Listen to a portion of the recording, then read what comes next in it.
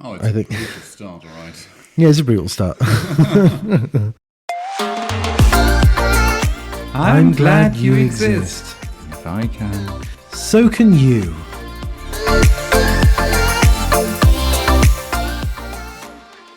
That might be treasure. It is not an easy topic, mind you. No, not at all. This topic is going to be around about toxic people. It's difficult. It's also unfortunate because it's not a topic I'd like to talk about.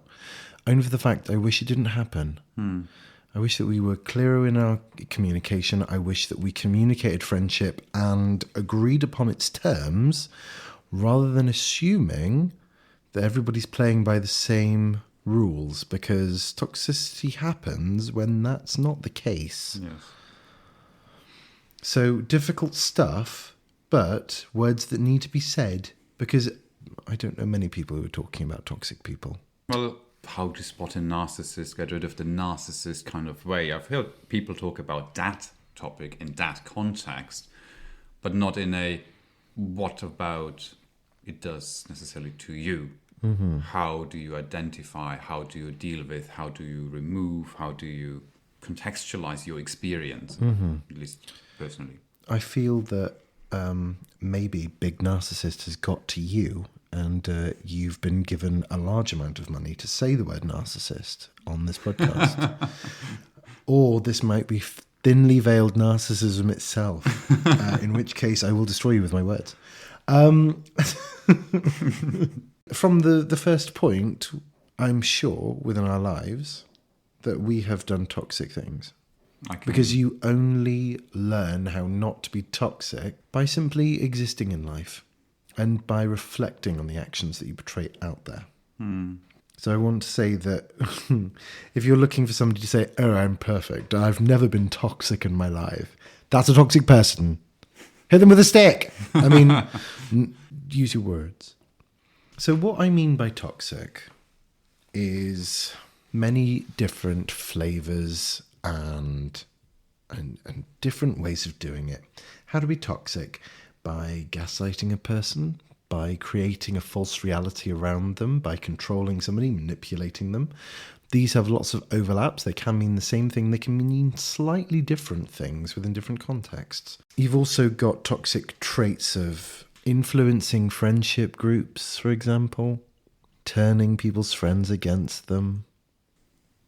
It's around behaviours that limit you, that limit your ability to express, that put a terms and conditions on a relationship that you have. And I'm talking about a broad relationship, as in, one person talking to another, sort of, just to put a tag on what that is. And toxic can be found in the workplace with behaviours around power and control, also exploitation. If you've ever had a boss or co-worker say, our work unit's like a family. Red flag. Red flag. Welcome to Red Flag Town. Will you work harder for me because I've called this a family? And will I pay you the exact same or even less? Wonderful. Welcome to our family. Like no, you don't use the word family at work because then you actually belittle the word family. But there are places, farms or actual places, where that word means something. If it benefits you, you know it's good family. If it's a one-way stream to somebody else, sounds a bit toxic, doesn't it? Sounds a bit red flag. Nope. No. You don't want that. You can also listen to the previous episode, which is about family. That's a very... the podcast that plugs itself. I know, right? You can't see my thumb up. I'm going full on meta here. But my thumb is really up. Love you. And this can also be around friends. Friends is the hardest thing with toxic, because friendships are so badly defined. They are absolutely boxless, I find. That could be very much me. If you're a person who has a clear knowledge and is very particular and also incredibly rigid with what their friendships are, great. You may save yourself an absolute ton of pain, in which case go for it. But you may cut off some amazing people. You might even cut off lovers, partners. You may be cutting off some adventures or some dalliances. I mean, you know, some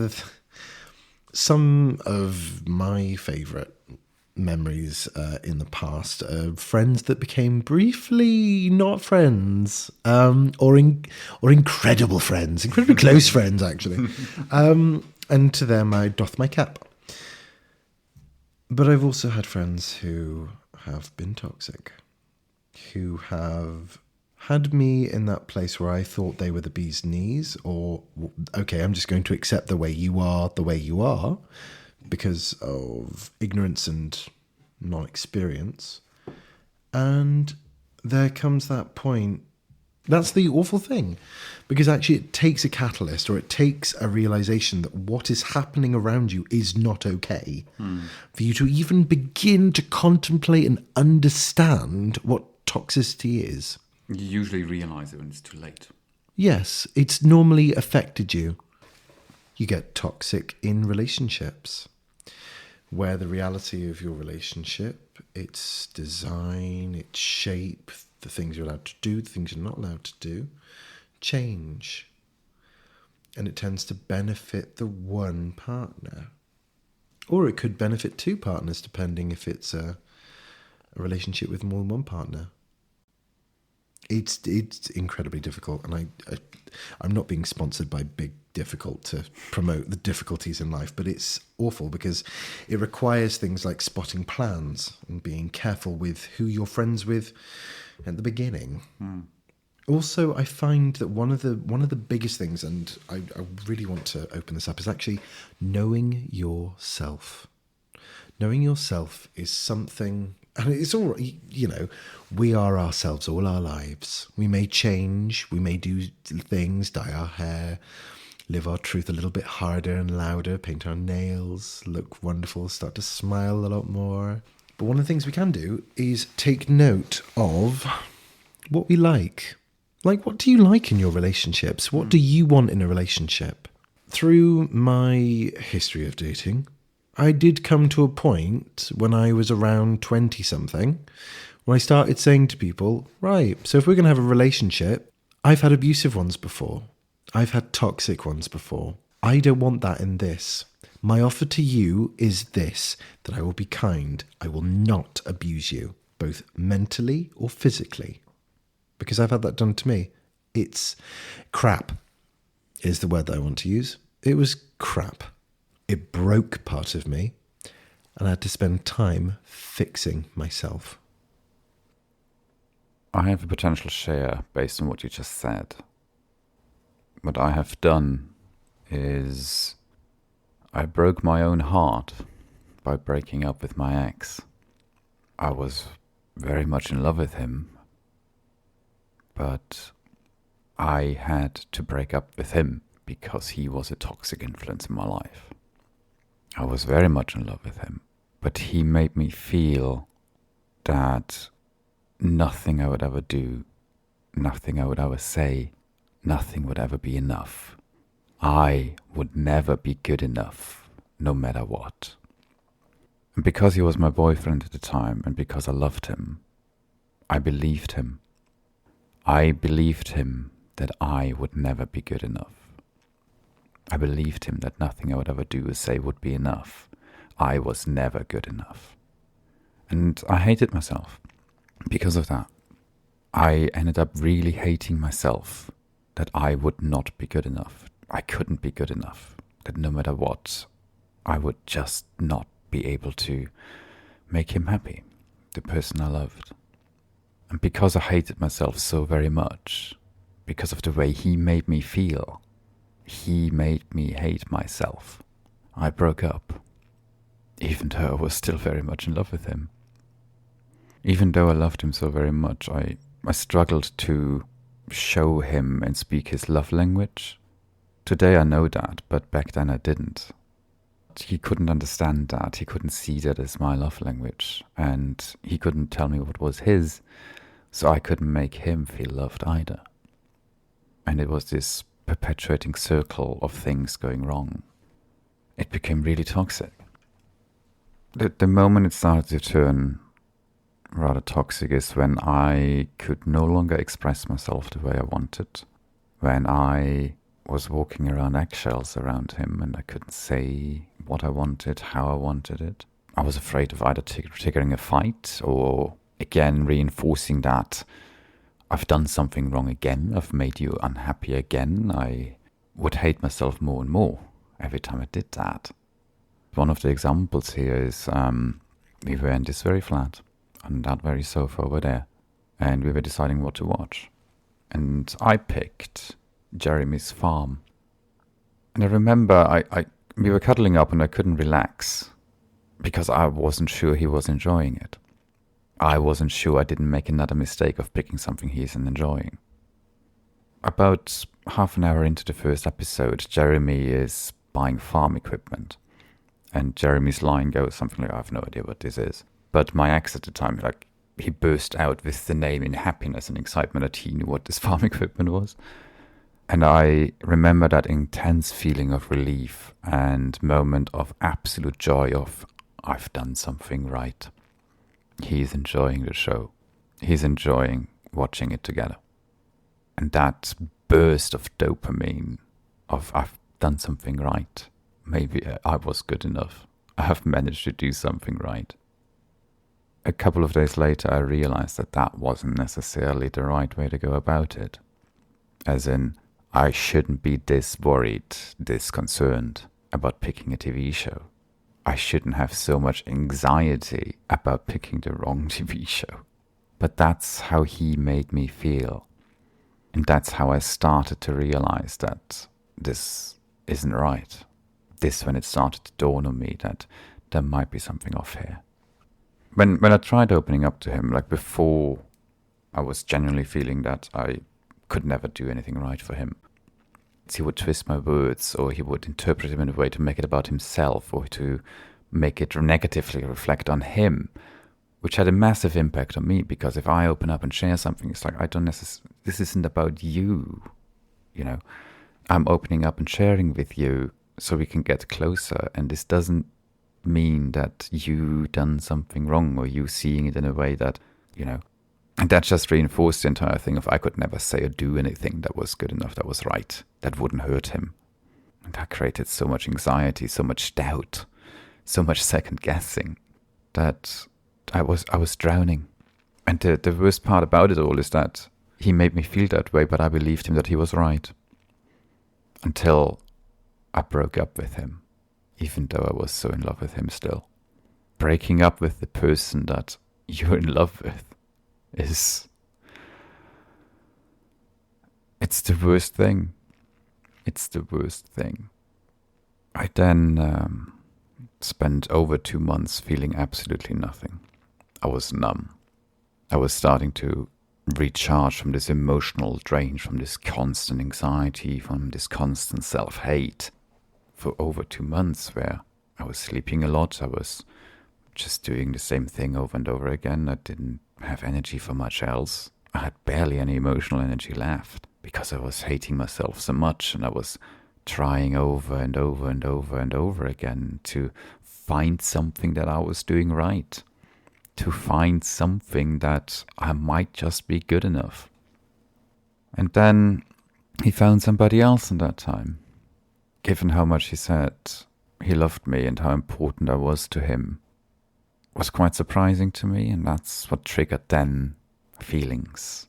It sent me down a properly dark path, the darkest place I've actually been to in my life.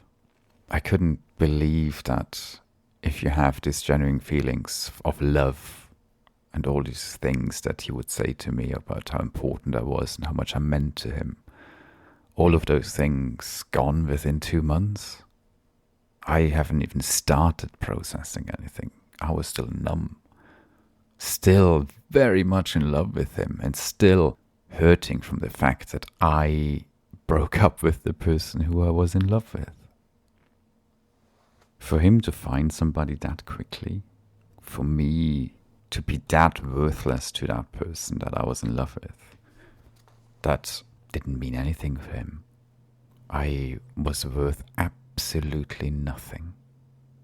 And that love that he supposedly felt for me was that fleeting, that he can't just make room for the next person that quickly. That was hard. Even though I'm the one who broke up, he has every right to move on. But just the fact that it took 2 months for him to be head over heels for the next person, and I'm forgotten, that's not easy. And he even told me, he even said that no matter what, he would never want to lose me again from his life, because I've become that important to him, even if it's just friends later down the line. But it turns out I was blocked. And again, I still believed him that I was important to him.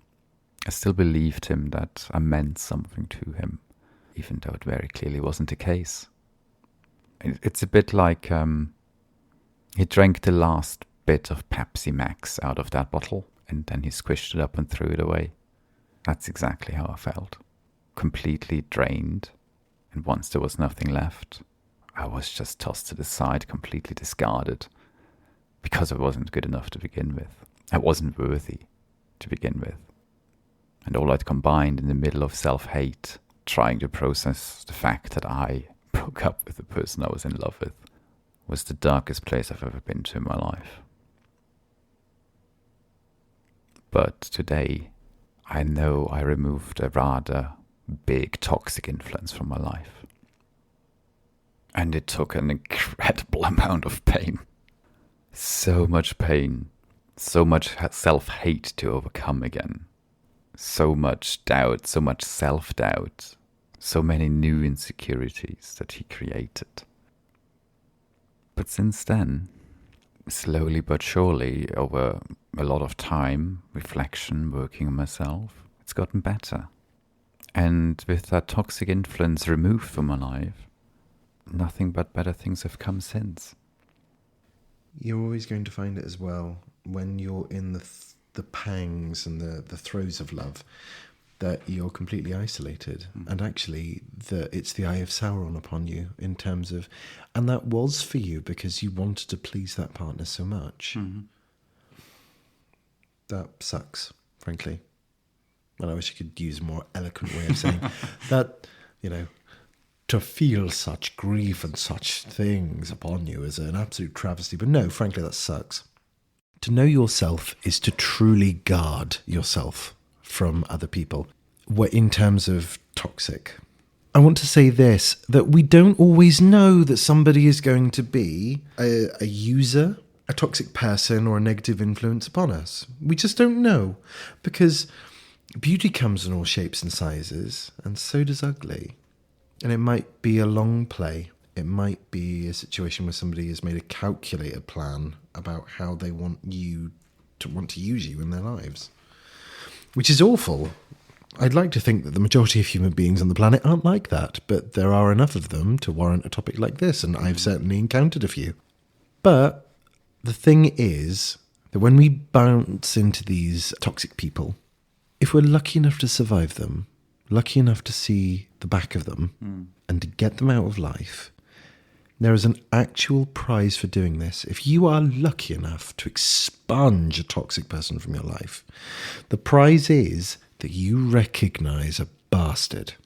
And recognizing a bastard is one of the greatest life skills and makes up for all the hurt, the anguish, the betrayal, all of the emotions negatively associated with friendships gone wrong, or just toxicity in all of its wonderful glory. You get the prize of avoiding people like that in the future, if you're lucky enough to spot patterns. So if you know you like certain things in people, then you can use it as a guide to find more people that you like and less people who want to take from you. Not meeting the expectations of somebody else is a way of a person trying to control you. It's a very convoluted thing. It's not so cut and dry. You'll have people who are looking out for you. People who think that what they are saying to you is the best thing that you could hear, and that if you take their advice, you'll be in a much better place. Sometimes that can be true. Sometimes it definitely isn't. You will have to experience life, and it's not something I can guide you on. It is something that just must be experienced. And then you will gain that knowledge. And hopefully, by being your own person, by being the truest version of you, you will be able to live a much better version of life. Because I've got to say, I have shaken off toxic people, and I felt so much stronger. I felt free. I felt also vindicated. I felt relief. And to know that they won't be coming back and that I won't have them in my lives is paradise. Because the absence of toxic people in your life is happiness, is all those joyful people that you have found by being true to yourself, to knowing what you want in a person. And also knowing in workspaces when your work is valued, where you're treated with respect. These are symptoms and these are nice things that happen when you don't have toxic people around. You don't have your energy being taken away. You have it boosted, fostered, doubled, tripled. And that's part of a thought that I want to explore, which is when you're trying to remove toxic people from friendships, I find that it's a campaign. I find that I have to have conversations in very diplomatic ways, because not everybody is going to have the same viewpoint as you. It can be really difficult because a toxic person can act different ways with different people, especially if they're trying to manipulate the reality you will share. It's something I'm not hugely qualified on. I've done it. I've gone through that process. I've seen it happen. I've facilitated it in some cases. And I'm currently in the process of trying to get rid of somebody toxic. The way that I'm doing it is I am holding up a mirror to everybody else and saying, okay, what does this mean to you? And if it is this, then how does it impact something else? Or swapping the context, taking it out of context and saying, okay, well, imagine it isn't your friend. And then if it was somebody in a soap opera and they were doing this exact same thing, how would you feel then? It's not something that you can wage war about. I find that if you do, then you lose friends. You lose the point of what you're doing. Remember, what you're trying to do is make your group stronger. And you don't do that by giving, it's either them or me. You do that by helping everybody understand the truth of the person who is toxic. And I think the strongest thing is by giving them evidence of actual things they're doing, rather than just saying, oh, by the way, blah, blah, blah, blah, I think he does this because of that. I try and always give people evidence of toxic behavior, or say, just observe that and then tell me what you've seen. I'll tell you what I've seen and let's compare notes on that. Much like empowerment, much like any situation where you're trying to get somebody to come to their own conclusion, if they achieve this themselves, they've had the thought, and then they will understand where you're coming from and be more resolved to deal with that situation. It is difficult because toxic to one person might not be toxic to another. Or if these are toxic traits, they might be shared by people. So it's a minefield. It's a Rubik's Cube of a minefield. It's not something that I can give definitive answers, because if I could, then I'd have books. I'd have... You'd see my face on cans of pop and things. But I can only hope that when you engage in those things and when you are confronted by toxic friends, that you can have conversations about it and say, look, in dealing with this, is not socially ostracize the person, but give them a chance to reflect. I'm going to say, look, this is your behaviour. This is what I have a problem with. And give them the ability to change. It's when you see patterns emerging. Patterns are the things you should be worrying about, because that is a continual assurance that that behaviour is going to continue. If it happens on a one-off, we all have bad days, blind spots. But if it's something that's a pattern that's forming, that's when action should be taken. And so I hope to help my friend, but I will make sure that the other friends around them see the actions that my friend is doing, so that if they do not change, everybody will be there to view who that person really is, which makes the next part, which is removing them from the group, a lot easier. But these are friendships. They're all different shapes and sizes, colours and different understandings. I can give, hey, this is what I'm doing in mine, but that's because I know all the players in mine, because I know them, and I've known them for years. I can't advise what you're going through, and it would be rude for me to do that. All I can do is wish you luck. It sounds like you're protecting the love within the tribe. Yeah. Safety within our tribe. Absolutely. That's what you're trying to achieve with this. You see to the core of what I am trying to do. Thank you. That reaffirms me as well. I am trying to protect the group. Mm-hmm. And I'm an age and experience level where I feel that I can do this successfully, rather than when I have tried to do this in my youth and I have failed bitterly. Because you grow through what you go through. And I know the lessons. I have reflected on those actions 1,000 times in my mind. And I've grown from it. For all of the people that you will meet in your life, my fondest wish is this for you, which is that the toxic people in your life, may they be short-stayed. May they impart the lesson to you, which is what you're not looking for, what it looks like. I hope that you get no toxic person, you live some sort of magical life like a unicorn. But I hope that you can pass through the difficult times, because the majority of people aren't toxic. I believe in the goodness in humankind. And I believe that we're on that constant journey to educate each other. So know your truth. I hope that your relationships, be they in work, love, friendship, or any interaction with humans, is a lovely one. And I hope that you grow from it, they grow from it. And I hope that toxic people begin to self-reflect, and may they join us in the lovely people.